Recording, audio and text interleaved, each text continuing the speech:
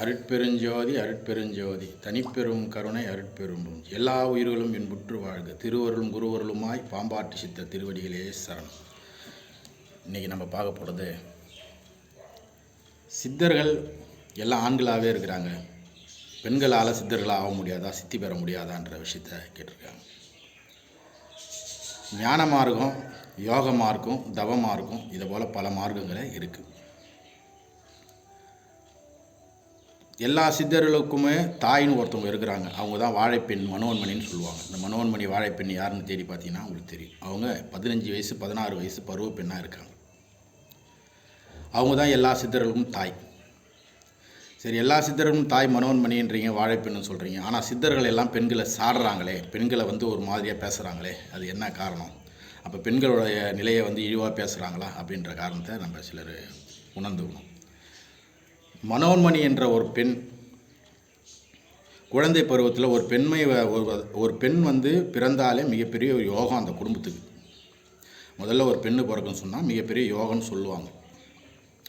அப்போது அந்த பெண்ணு பிறந்து 15 வயசு 16 வயசு பருவம் அடைகிற வரைக்கும் அந்த பெண்ணுடைய பேர் மனோன்மணி, வாழைப்பெண். அந்த வாழைப்பெண்ணின் கன்னித்தன்மையோடு இருப்பாள். கன்னித்தன்மைன்றது, கற்பு நிலைன்றது அது குறிப்பிட்ட ஏதோ ஒரு நிலைன்னு சொல்லக்கூடாது, அது ஒரு தெய்வம். அந்த கற்பு நிலை பேர் தான் வாழைப்பெண். அந்த கன்னித்தன்மையாக இருக்கும்போது அவள் எப்பொழுதும் பொலிவாகவே இருப்பாள், தெளிவாகவே இருப்பாள். ஞானம் பெற்ற ஒரு ஞானிகளுடைய முகம் எந்த அளவுக்கு ஒரு தேஜஸ் வெளிச்சம் இருக்குதோ அந்த வெளிச்சம் முழுவதும் அந்த பெண்ணுடைய முகத்தில் இருக்கும். பிறகு அந்த பெண்ணுடைய வயதுகள் கடக்கும் பொழுது அந்த பெண்ணுக்கு திருமணம் செஞ்சு வைக்கிறாங்க. திருமணம் செஞ்சு வைக்கும்போது உலகில் மாறுறா. அவள் பேர் பராசக்தி ஆகிறான். இந்த வாழைப்பெண்ணிலேருந்து பராசக்தி ஆகிறான்.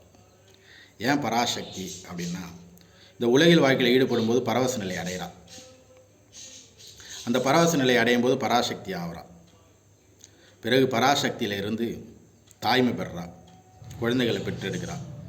பெற்றெடுத்த பிறகு அவள் சக்தி ஆகிறான். சக்தியாகி கணவனுக்கும் பிள்ளைகளுக்கும் எல்லா விதத்திலும் உறுதுணையாக இருந்து எல்லாவித பணிவிடைகளும் செஞ்சு கணவனையே கண்கண்ட தெய்வமா அப்படின்ற நிலையில் இருக்காங்க. அவங்க பேர் சக்தி. முதல்ல வாழைப்பெண், பருவப்பெண், மனோன்மணி, பிறகு பராசக்தி, பிறகு சக்தி. இப்போ இந்த நிலை 3 நிலை தொடர்ந்து அரைஞ்சிக்கிட்டு வராங்க. இந்த இடையில் மனோன்மணியாக இருக்கும் பொழுது அவங்க ஞானத்திலே தான் இருக்கிறாங்க. எந்த பிள்ளைகளாக இருந்தாலும், இறை வழிபாடில் இருந்தாலும் இறை வழிபாடில் இல்லாலும் அந்த ஆன்மா ஞானம் மாறுமோ பொலிவாக தான் இருக்கும். அப்போ சிறு வயதிலே சிவத்தை தேடு, அது ஆண் பெண்ணுன்ற தேகம் கிடையாது. அவங்க சிறு பிள்ளைகளிலிருந்து பிள்ளைங்களுக்கு நம்ம அந்த நிலைகளெல்லாம் சொல்லி வளர்க்குற காரியத்தினால அவங்க எப்பொழுதும் ஒரு ஆனந்த நிலையாகவே இருப்பாங்க. எதிர்காலத்தில் அந்த பராசக்தி ஒரு நிலையில் குடும்பத்தாருடைய சூழ்நிலைகளை எப்படி அனுசரிக்கணும், தனக்குன்னு உள்ள ஆன்மா என்ன, தனக்குன்னு உள்ள சுய கௌரவம் என்ன, அந்த நிலை எல்லாமே அவங்களுக்கு விளங்குற மாதிரி அந்த பருவத்திலே நம்ம படிப்பிக்கணும். படிப்பு உளவியல் படிப்புன்றது படிப்பு இல்லை, அது நமக்கான ஒரு அங்கீகாரம். ஆன்மா படிப்புன்னு ஒன்று இருக்குது. அந்த ஆன்மா படிப்பு அவசியம் தேவை, பிள்ளைங்களுக்கு தேவை. அது ஆண் பிள்ளையாக இருந்தாலும் பெண் பிள்ளையாக இருந்தாலும். அதனால தான் முன்னோர்கள் எல்லாம் குருகுலங்களை அமைச்சாங்க. கோயில் குலங்களிலே எல்லா விதமான அலுவல்களும் எந்த விதமான செயல்களும் கோயில் குலங்களிலே கோவிலே அமைச்சு எல்லா செயலும் செஞ்சாங்க முன்னோர்கள்.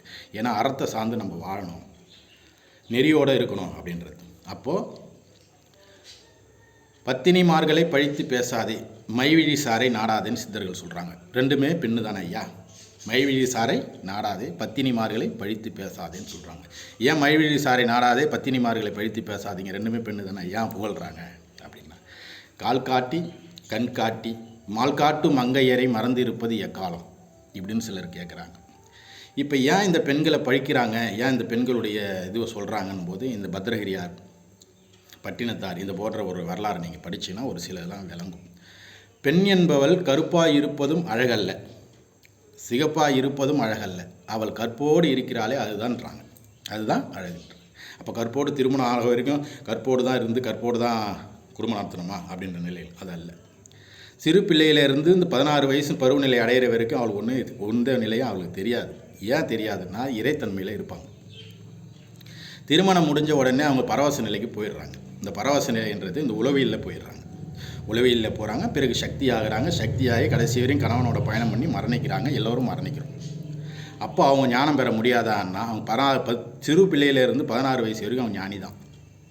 தெளிந்த பேச்சு இருக்கும், தெளிந்த செயல் இருக்கும், துரு துரு என்ற பார்வை இருக்கும், கள்ளங்கபடமில்லாத ஒளியான தேகம் இருக்கும், முகம் இருக்கும், பார்வை இருக்கும். இப்போ இந்த இந்த இந்த நிலையை கடந்து அவங்க போகும்பொழுது அந்த பராவச நிலையை அடைகிற பராசக்தி ஆகும்பொழுது குடும்பத்தாருடைய ஒரு பற்று உண்டாகும், போகத்தின் மேலே பற்று உண்டாகும், குடும்பத்தாருடைய பற்று உண்டாகும். பிறகு குழந்தைகளை பெற்றெடுக்கும் போது தாய்மை அடைகிறாங்க. தாய்மை அடையும் போது சக்தி ஆகும். ஏன் இந்த சக்தி, ஏன் இந்த பராசக்தி அப்படின்னா, ஒரு தாய் தன் மகனையோ மகளையோ பெற்றெடுக்கும் பொழுது தன் தேகத்தில் இருக்கிற பாலை கொடுக்குறான், தன் ரத்தத்தை பாலாக கொடுத்து அவளுக்கு சக்தி ஊட்டுறான் அந்த பிள்ளைகளுக்கு. அதனால் அவள் பேர் சக்தி. இந்த பாலை கொடுக்கறதுக்கான தேகம், இந்த பெற்றெடுத்துக்கான யோகம் எப்படி வந்ததுன்னா, அவள் பரவச நிலை அடைஞ்சனால பராசக்தியாக இருக்கான். பராசக்தியில் இருந்து கணவனுக்கு பரவச நிலை கொடுத்து தன்னையும் பரவச நிலை ஆக்கி இந்த உலகில் உணர்ந்துக்கிட்டு, இந்த தேகத்தை உணர்ந்துக்கிட்டு, இந்த தேகத்தோடைய மோகத்தை உணர்ந்துக்கிட்டு இருக்கும்போது அவள் பராசக்தி பரவச நிலை அடைகிறான். இந்த பரவச நிலை அடைந்த பிறகு தாய்மை அடையும் போது தன் பிள்ளைகளுக்காகவும் தன் கணவருக்காகவும் தன்னை சுற்றி இருக்கிறவங்களுக்காக தன்னை அர்ப்பணிக்கிற ஒரு குணம் வரும்பொழுது அவள் சக்தி ஆகிறாள். ஏன்னா பிள்ளைங்களுக்கு சக்தி கொடுக்குறான். இப்போ இந்த 3 நிலையும் கடந்து வரும்பொழுது அவங்களுக்கு அடுத்த பிறப்பு கிடையாது. எப்படின்னு சொன்னீங்கன்னா, பெண்ணாக பிறந்தவளுக்கு அடுத்த பிறப்பு இல்லை அப்படின்னு சிலர் சொல்கிறாங்க. ஏன் அப்படின்னா, கற்பு நிலை தவறாமல், கற்பு என்பது ஒரு சில விஷயங்கள் காரணமாக ஒரு தேகத்தினுடைய உள்ளே இருக்கிற ஒரு விதமான உறுப்பு அல்ல, அது ஒரு தெய்வம். 6 மூலாதாரத்தையும் குண்டலி சக்தியை எப்படி நம்ம 6 மூலாதாரத்தையும் சொல்கிறோமோ, அக்னி ஆஸ்தாரம், அந்த சொல்கிறோமோ, அதேமாதிரி கற்பு என்பது ஒரு தெய்வம். அவள் பேர் வாழைப்பெண்.